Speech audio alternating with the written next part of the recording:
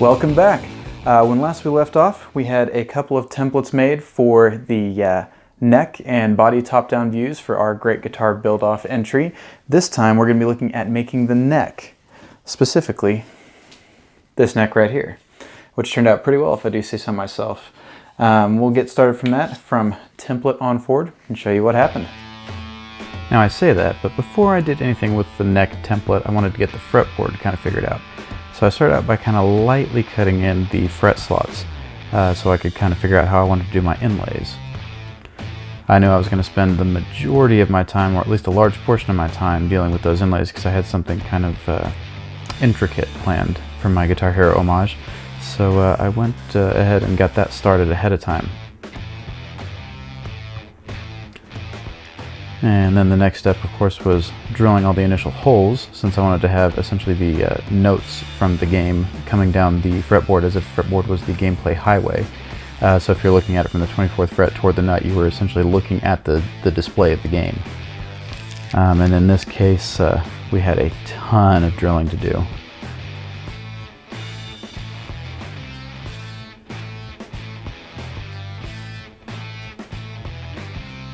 And that's just step one.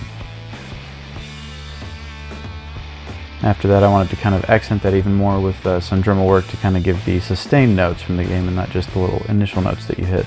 So I went with that in shallow cuts because I really didn't want that Dremel to get away from me and ruin my my beautiful work so far. And then at the top of the neck on the first 5 frets, I wanted to have a kind of signifier for the buttons on the controller, the colors that you think of on the green, red, yellow, etc. So I did some kind of cutouts there.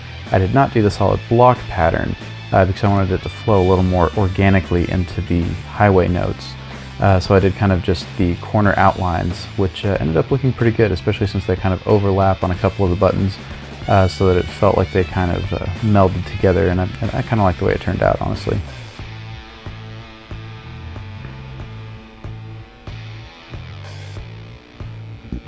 And then, mixing resin. First, I had to do 5 colors worth, which was a significant amount of time, and then put it on the fretboard, which I forgot to film. But once we got that going, we went back in, drilled out on top of those for the next level of resin inlay, which is going to be the black surrounding the white on the top of the notes.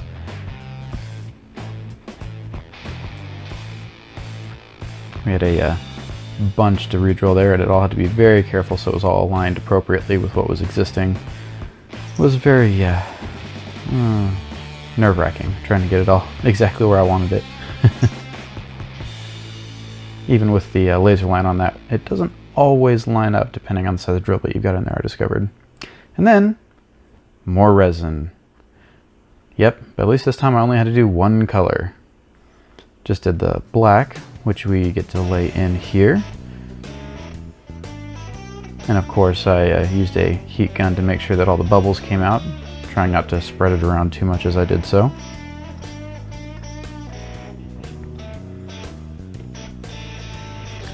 Oh, such a tedious job with all this resin. I love this stuff, but I'm learning to grudgingly love this stuff with all the time I've spent on it on this particular build. And more resin for the white dots. And then we got to go in and radius the fretboard. I wanted to do a compound radius, 12-inch at the nut, 16-inch at the 24th fret, but I did it with a hand plane, which Ben Crow is right. It's absolutely easier than you think it is to get it that way, although you 100% need to have some good radius gauges to make sure you get it right where you want it. After some planing to get it pretty close, I went in with a leveling beam and sanded down the rest of the way just to make sure it had a nice smooth curve to it and everything was right where I wanted it. But I think it all turned out better than I expected it to, honestly. Here I am checking the radius with those gauges. I checked right around the middle of the fretboard and the nut and the 24th fret to make sure I kind of transitioned regularly from one end to the other. And boy, I was pretty happy with the results. And then I went crazy and decided I wanted to Dremel in the place at where you would actually be playing the notes. So I did some kind of fire explosions on the 24th fret as though that was the play area of the game. so you could see that you were actively hitting notes to kind of give a little inspirational feel to the guitar, like you were playing well already by the time you even picked it up. Just a fun touch. And that's what we ended up with. I did a two-tone resin there, which I think looked pretty good. And then it's on to the neck. We cut out the basic shape from the block that we had. I think that worked out pretty smoothly, luckily.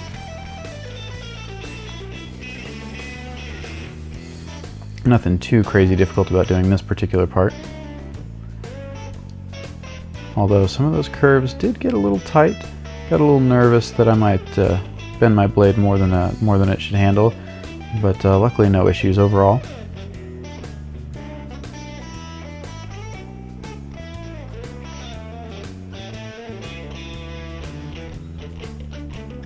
And then then routing it down to the appropriate size. First pass with the template underneath. My router bit wasn't quite tall enough to get it all the way in one go, so after that I pulled off that template and just finished it out on the neck itself without a template underneath it.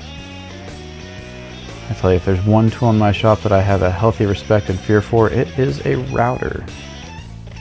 One quick look away and that thing can get away from you and ruin whatever you're working on at best, and lose a finger to you at worst. So I'm always very careful with that thing, going very shallow cuts, and take it as slow as possible with my heart racing the whole time. Used it a handful of times, never yet gotten comfortable with it, just brave enough to use it regardless. Some of those tight curves in the neck are especially troubling as you go. And there's that second pass without the template underneath, just to kind of make sure everything gets down to the final shape, or at least the final shape before we really get to work.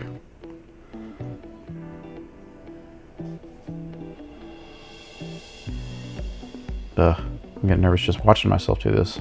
Routers, man. Don't mess around. Be safe.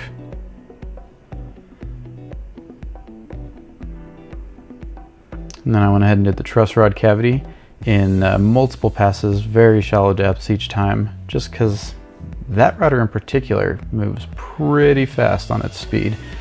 So it'd be real easy for that one to get away from me, that laminate router. Using my very technical jig that I've got there for the neck. Just a Crimson Guitars leveling beam and a couple of clamps, very carefully placed, and that ought to do the trick. Test fitting the truss rod there.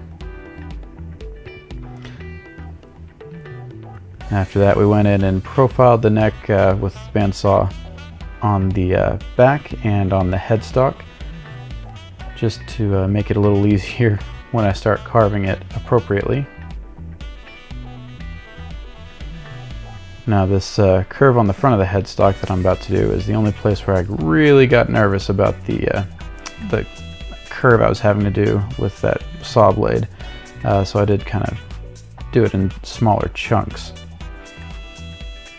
counting on my spindle sander to clean up for me after the fact.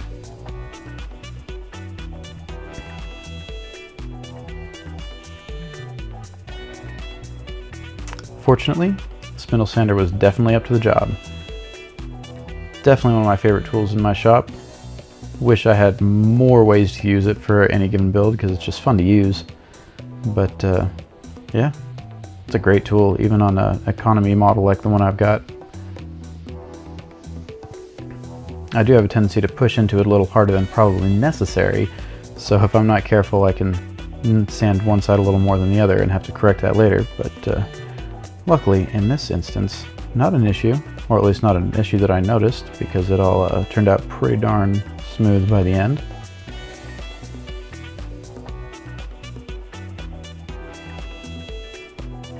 Getting the back into shape there while I'm at it.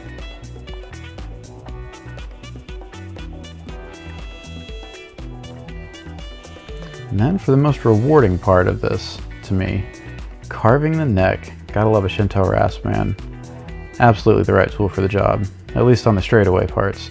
Once you get into the curves around the heel and the headstock, I definitely use some different files and things to make things go a little more smoothly. But overall, that's definitely the #1 tool to make this a quick and easy job and an enjoyable one. If you're trying to do it just about any other way, man, you're in for a bad time. At least with the tools that I have at my disposal or someone in my price range.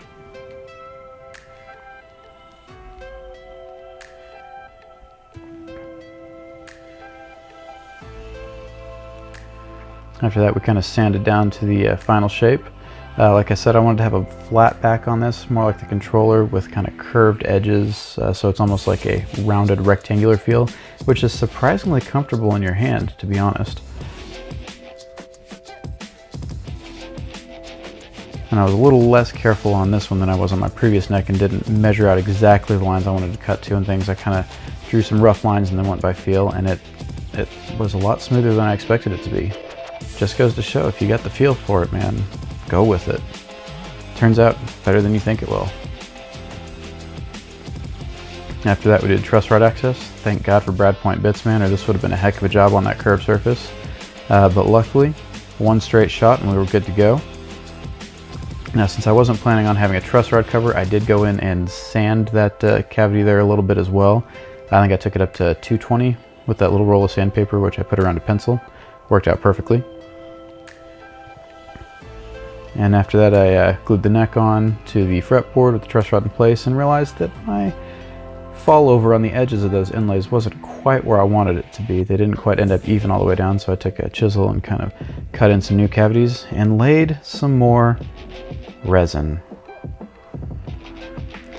Now, I was smart initially because I saved the color mixes that I had separate from the hardener. I kind of put the part A with the color mix in some jars to save in case I needed to do some more. So that made it pretty easy to go back in and fix that with the resin fill that I had. Just had to mix in a little more hardener and go.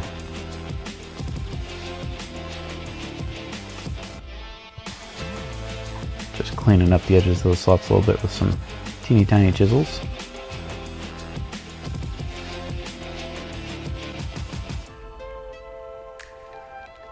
Oh, I think by the end of this thing I spent about 2 weeks waiting for resin to cure. After that, we did some marking for the side dots, drilled those in. For those, I did use the black pearl that I used between the white and the colored rings on those notes on the fretboard, partially because I wanted it all to kind of tie together and partially because I wanted it to be a very subtle feel so that the only color you saw on the edge were where the controller button frets were.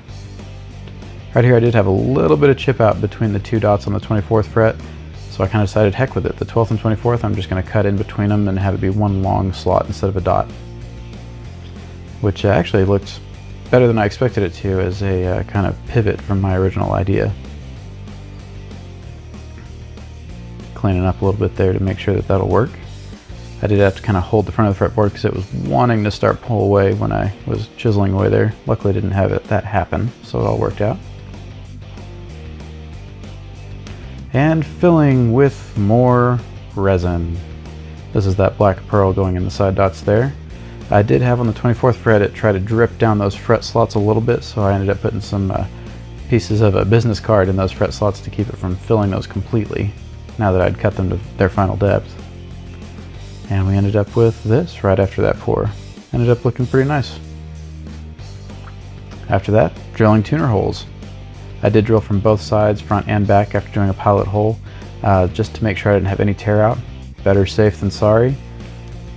And they all came out straight as an arrow, which I was a little concerned about initially, but easier than I thought it would be. And then fretting. This was my first time doing this job because the guitar I'm working on with my buddy hasn't made it to this stage yet. We only get to work on it about once a week. So this has been a fun job, which worked out great. Thank goodness for Crimson making excellent tools.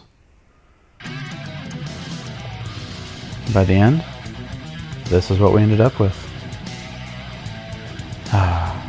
Makes me happy just looking at it. Alright, so that's about it on this one. Next up, we'll be working on the body, which fortunately we have already begun work on. Look forward to that video coming soon, and we'll see how it goes. Thanks.